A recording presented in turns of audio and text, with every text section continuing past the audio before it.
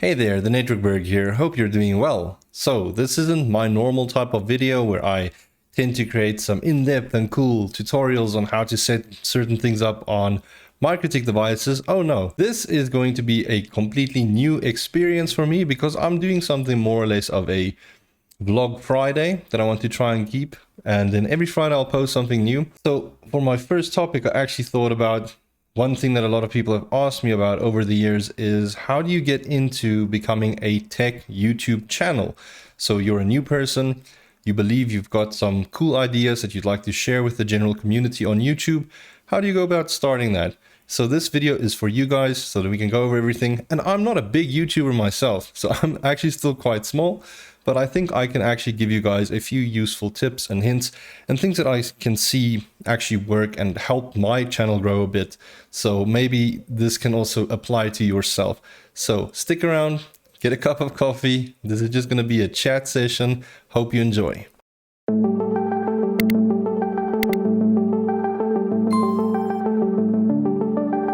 First off, a very serious question.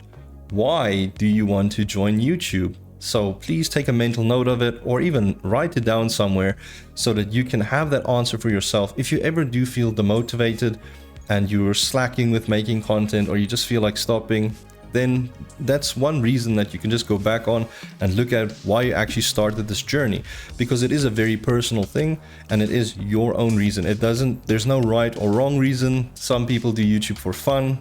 Other people do it for some type of monetary value where they try and make a career out of YouTube, where they can make money out of it so that they can actually support themselves and break free of the system. And all the options are viable. It's all awesome, and that's what makes YouTube so nice. So please, first, just tell yourself, why are you going to start this journey? So let's just quickly list some of the things that we will actually need to get started on our YouTube channel journey. And one of the biggest things I recommend is that you need a computer. It doesn't just need to be a computer. It can be a laptop, it can be a phone, it can be a MacBook, it can be a tablet. As long as it's some type of device that you're able to record yourself with and that you can also edit yourself with. Because just uploading uncut videos, it's fine in some instances, but as a YouTuber, there's going to be some requirements for you to make some tweaks to your videos just to make them a little bit more interesting. I also recommend having a microphone. I know a lot in the old days, a lot of old tech YouTubers, what they tend to do is they go onto Notepad and they type something, or they have the Microsoft Sam voice reading some transcript, and it can work, but I definitely think having a microphone and actually hearing the other person's voice is a lot more engaging. So I've made it as an optional point, but it's definitely something that I think is preferred when you're creating these types of videos.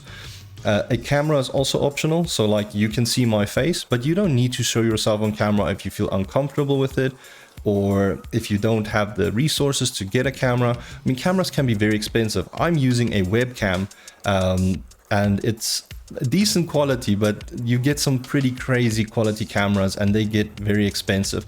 So depending on what your cash flow looks like, maybe you want the top of the line camera for your YouTube, but you know, it might not be viable to do that because it might just be a bit expensive. You are also going to need some form of recording software. Now, software that I can recommend is something like OBS.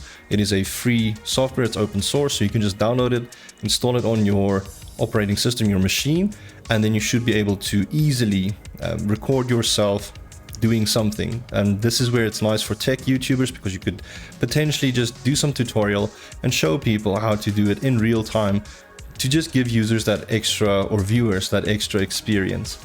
And I also recommend getting some editing software. Now, there's many different types of editing software. Some of them is free, but the biggest thing with the editing software is you want to be able to cut out certain pieces of the video that might be uninteresting, or that doesn't need to be there, or maybe it's some blooper that you don't want to keep in the video.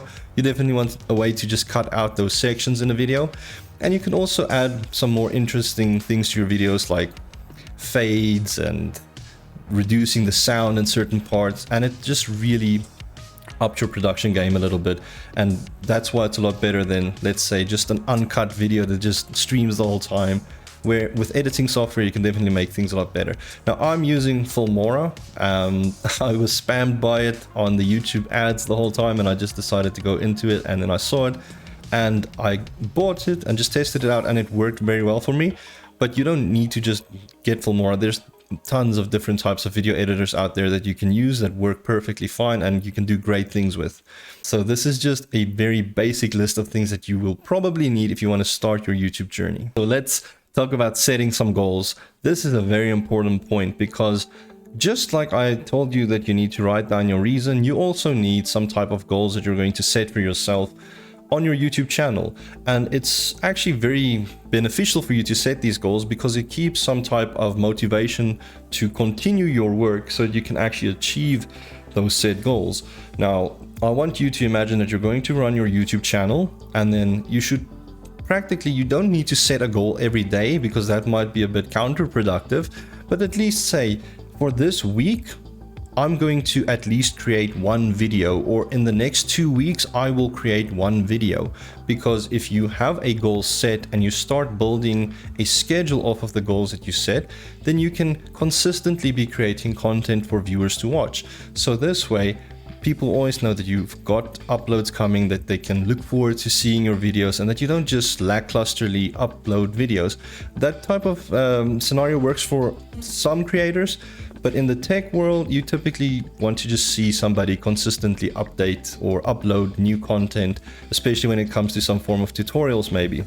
So please try and set some type of goal each week, or every few weeks, or even monthly. Say each month I'm going to either create 3 videos, and then with these 3 videos, some of my other goals are, I want to achieve, maybe, let's start it off very small, I want to achieve 500 views with my 3 videos, and I want to get maybe 50 likes across all 3 videos. Because if you can at least achieve that, then you've gotten through to your goal, and then you can start setting your goals a bit higher. You can move the post a bit further so that you can reach a bit higher. So don't overachieve or try to overachieve at the beginning, because if you say I'm starting my YouTube channel today and I'm going to get 1 million views tomorrow, maybe it can happen, but there's a high chance that you might not reach that goal, and that can be demotivating. So set realistic goals for yourself and try and achieve them if possible.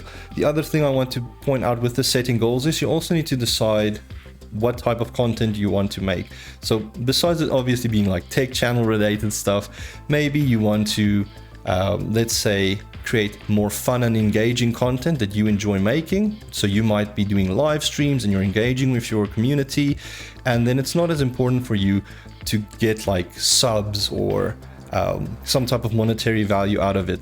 Whereas you also need to decide, are you going to push your content and your editing and your stuff to the limits, so that you can try and extend the reach of a video as far as you can, so that it could potentially start bringing back some form of money or monetary value. So let's say making a fun video where everybody just jokes and there's no filter and you're having a good time. Those videos are great and I love doing them, but they're typically not the type of videos that's going to be recommended a lot on the YouTube algorithm or to other users, because your viewers will watch it, but it's not necessary that they're going to be recommending these videos to other people to watch as well. So just something to take note of. Here's one thing that you need to be prepared for, and that is that there is going to be a lot of competition in the space. So the YouTube tech channel industry, there's so many of us. People are always making tutorials, showcasing how to set up the latest technology, reviewing the latest technology, and just having chats like we're doing in this video. So it means you need to be ready, because the competition is going to be high. And the reason for that is because it is a low barrier of entry. Now, remember when I listed all of the components you need to start your channel? That's actually very basic, because most people in developed countries can quite relatively easily obtain all of those materials. You can get a computer, you can get recording software, and then you can just start your YouTube journey. So that is why it's so flooded, and you need to be careful of that, because that means any new content that you create, it's very likely that YouTube might not promote it or recommend it, because that content might already exist and it's already being recommended by another channel. So that's just one thing that you need to be prepared and ready for, but we've got some ways to work around that as well. Now that we know that there is a lot of competition, how are we going to narrow down the viewers that's going to watch our videos. How are we going to find our target audience or our niche? Now, what is a niche exactly? Well, you can think of it as a group of people that are specifically interested in your type of content. So for me, my niche would be I make micro-tech videos specifically aimed at people working in the ISP space, where they're setting up network equipment and working with stuff like VRFs and MPLS. So that gives me some type of reference that I can work with, because that is mainly the type of content that I create. But my niche can be shared with other people. If you want to make content like I do, that's totally fine as well, but you need to decide who you're going to be making videos for. If you just make blanket content that covers everything, one day you're making a Windows 11 video, the next day you're talking about FortiGate firewalls, the day after that you're talking about how to remove hair from a drain, you know, I think it's going to be very weird, because people won't be able to follow along with your channel exactly, and they won't actually know what you're about. But you figure out who you're going to be making videos for. So let's say in my mind, I think, hey, I'm going to make videos for people working in the tech industry that's between 20 and 40, even though there are outliers. There might be a few younger people or older people, but my general age gap is this group. This is who my demographic is going to be. It's people that work in the ISP space. So I know exactly who I want to make videos for and how I want those videos to come across. So if you're not sure, then you are going to have some issues in deciding who you're making videos for, and that might just prolong the video creation process. So what will actually set your channel apart from everybody else in the YouTube tech space? Now, this is a very important question, because we've already identified there is a lot of competition, and we also need to figure out who our niche or target audience is. Now, mixed with that, what is going to make that target audience prefer watching our video above somebody else's that's made the same type of content? And I'm not going to tell you need to spam people, because don't do that. Never do stuff like that. What you're going to want to do is you need to make sure that you are firstly knowledgeable in the videos that you are presenting, and that you come across as presentable. You need to talk clearly, and you need to actually show that you know what you're doing. If you don't do that and you're talking out of your hat, I'm going to say, then it's definitely going to come across as a bad thing, because people can pick that up, and not just pick it up. Maybe somebody watches your video that wasn't done properly, and now they go and set up the type of solution that you showed them on your videos, and now something breaks in their actual house or workplace or something, and that will cause all kinds of issues for your channel, because that will also create a negative experience for a viewer, and they will also most likely not recommend your channel to others, because they will tell others, I've watched this guy's videos and he's eating his socks, so to speak. So just be aware of that. Make sure you come across as, well, not come across, be knowledgeable, please. Another thing that can also set your videos apart is your editing. Now, there's people like me that edit my own videos, and I'm definitely not a pro editor. And there's people that pay other people to edit their videos for them, and then the editing comes across as very nicely. But as long as you are editing your videos and you can do it very well, then your channel will definitely already be set apart from most of the tech channels, because most of them is really just like a text document reading with a Microsoft Sam voice. It's not that engaging. If you are charismatic and your editing is very nice, a prime example of this would be a channel like Network Chuck. I'm sure a lot of you are aware of who he is if you are in the network space. Great guy, he's made some great content as well, but most of his videos is also just theory, and it's just talking and figuring out what to do. And he's done very good for himself because of the type of videos that he produces. The editing is really phenomenal, and that's really set him apart in the space. He's actually grown, I think, into the giant. He's probably one of the biggest when it comes to networking on YouTube, which is cool for me to see. You also need to figure out kind of how you want your channel to come across. Are you going to be coming across as monotone, which is totally fine, that you can be a monotone person. I'm fairly monotone at times as well, but I think one of the most successful YouTubers that ever existed, which is Charlie or Penguin Zero or whatever we want to call him, he's very monotone, and look how well he's done. So being monotone is not a bad thing. It can actually be a great thing for a channel, depending on your audience and your viewership. But on the other side of the spectrum, if you are also very charismatic and explosive, and a very fun person, then that can also be good for your channel if that's the type of viewers that you want to bring in to watch your content. So also just kind of figure out how you're going to come across. Don't be just completely random the whole time, because that's going to catch people off guard, and then they're not quite sure what to make of you as a person or as a channel. So how are we going to get our videos discovered? Because we know the competition is quite tight and it's going to take a lot of work.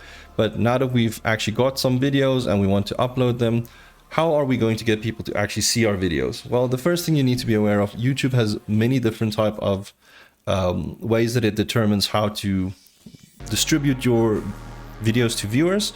One of the most common ways is the YouTube search algorithm. And what that means is whenever you create a video and you give it a title, and let's say the title is just the name of the video, whenever somebody searches for that video and your video title matches what they've searched, then it could potentially pop up in their search feed. Now, the reason I say potentially is because many times as a tech YouTuber, you might make the title of whatever you're doing. So let's say installing Windows 11, that's the title of the video. I can promise you now, if you go onto YouTube and you search installing Windows 11, and you're gonna get tens if not hundreds of different results. So this is also one of the biggest deterrents why people don't get views, because you've created the video, you've made the title, and nobody's actually finding your video on search, because there's hundreds of other videos already getting recommended from the search feed that have existed for longer, or they've got more views, or they just get recommended more. So, but don't despair. Search is still a very great place to actually get your content found. But many of the times your views aren't going to come from people actively searching for it. It's going to come from YouTube's browse or suggested feeds. Now, this is actually something unique on YouTube, and it's so cool. And it's also why people, you hear them talk about the algorithm and why they ask people to leave a like and a comment and all that stuff. Because the more engagement there is on a video, the more YouTube sees that, and the algorithm will then naturally just recommend that video to other people that aren't even subscribed to you into their feeds based off of that interaction. Because let's say a bunch of people like MikroTik devices, and somebody that's not subscribed to my feed also happens to like MikroTiks, then they will also get a kind of like a notification, even though it's not a notification. They'll just see the video pop up in their feed. But pending off of that, and this is what we call an impression in YouTube language. So pending off of that impression, then they might decide to go and click on that video, and then they might watch the video, and they could potentially become a new subscriber or a long-term viewer or somebody. So this is why it's so awesome and also important that you make sure that you put in certain details properly, because these are the things that's going to actually determine if your videos will get suggested or not. It is obviously the audience engagement, so that is likes and comments, and then also stuff like your video title. How engaging is it? Is it unique? Is it interesting? Is there cool stuff happening on it? Make sure that you've got a unique title, but don't create clickbait. Never do that. That's terrible. Same with the thumbnail. Don't create clickbait, but make an interesting thumbnail. Get your face, maybe get on a program or a site like Canva and create an interesting thumbnail on there that looks unique, that YouTube can recommend to other people, that isn't just like a random still shot from the video, because that's also less likely to get recommended. A actual video with a thumbnail and a good title and a good description will very likely get recommended to other people's feeds. Another place that you can also potentially get some more viewers from and just promote your videos would be external sites, like places like Twitter and Facebook, or more specifically Facebook groups, or sites like Reddit. It is frowned upon by the general community because a lot of people see it as spam. But what I recommend you do is don't create spam. Create your videos, but engage with those communities as well. Speak to the people on those communities. When somebody posts a question, reply to them. And then one day when you actually feel like you have a video that you want to share to those platforms, then you can just post it and tell them, hey guys, here's a new video up. I've worked a lot on it. I believe this can help you guys out as well. Feel free to let me know if you like it or dislike it. And then they can make their own choice to go and watch the video. You will probably still get some people calling you a spammer, but as long as you are a valid part of that community and you don't just join it to spam them, then you should be fine. You should be golden. So last thing that will actually help push your videos getting discovered is community engagement. Now, we've talked about likes and people commenting on your videos, but what about you? You as a person, you as an individual, you as a channel also need to actually engage with your community. Talk to them, join their Discords, be on their Facebook groups, be on their Reddits, be on wherever you need to be, and speak with them as well. Engage, be a part of the community you're trying to form, especially on YouTube. When somebody comments on your video, comment back, tell them thank you, I appreciate your comment. If they say that's a cool video, if somebody leaves some type of nasty comment, you can still reply to that, but in a positive manner. Don't try and start an internet argument, because that's always going to end off badly for somebody. But the point is, engage with your community. The more engagement there is, YouTube picks up on that stuff, and then again, your videos are more likely to get recommended to other people. Let's quickly talk about analytics, and this is actually going to be a big game changer, because you need to also learn how to read analytics. Now, this can be scary for some people because it might be some extra data that you weren't used to looking at, but it's always going to be useful data if you think about it. It's when I say analytics, what is that? What the heck is that? Now, I'll probably be having this on the screen somewhere, but in essence, analytics will show you more or less how popular certain type of things are. You can see how often your video is being viewed, who's viewing your video, where the people are from that's viewing your video, and all the other information that you need to actually figure out what makes a video of yours popular. Is it some type of word? Is it some type of thing you did? Because YouTube picks up those things and it tracks everything of your video.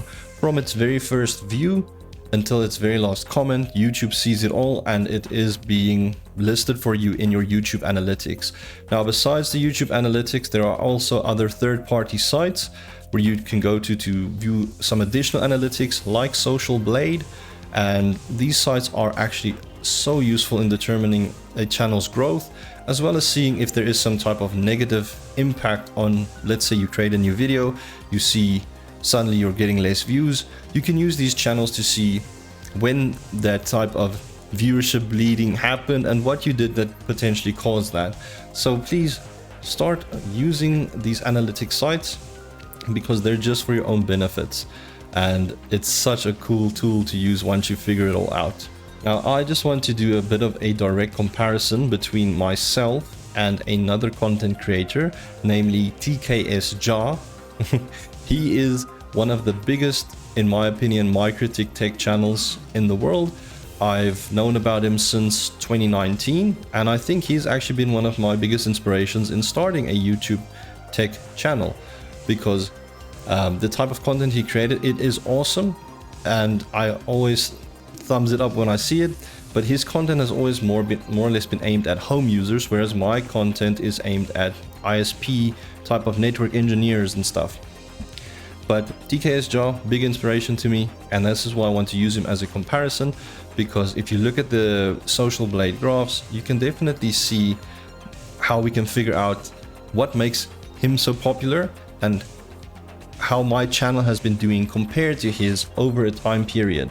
Because you don't just want to look at stuff like, hey, who's got the most views or subscribers or stuff, because that information, it's useful and nice. I mean, a lot of people feel good if they have a lot of subscribers or views, but what is important is seeing your channel grow. So if you look down at the graphs, you can typically see how your channel's been growing, when that's been starting, what type of content you've been uploading to initiate that growth, and how rapidly it's been happening. And what's cool about a site like Social Blade is you can see stuff like future projections, where you can try and determine when you're going to hit certain milestones, and those projections you can actually use with the goals that you set, to say, hey, in 2 years I'm going to be a 25k subscribed YouTube channel. One of my goals currently is to reach 20,000 subscribers by the end of this year. At the beginning of the year, at January, I started with 10,000 subscribers, so I feel like it's a very doable goal. But looking at stuff like these analytics has helped me decide what that number is going to be, instead of me saying, hey, by the end of the year I'm going to have 100,000 subscribers, because in my head, realistically, I know I probably won't get to that, but who knows, maybe I'm lucky. Maybe this video that I'm making will get recommended to a lot of people and I'll get so many subscribers. All right, now I just want to talk about some speed bumps that you might encounter when you are first starting your channel.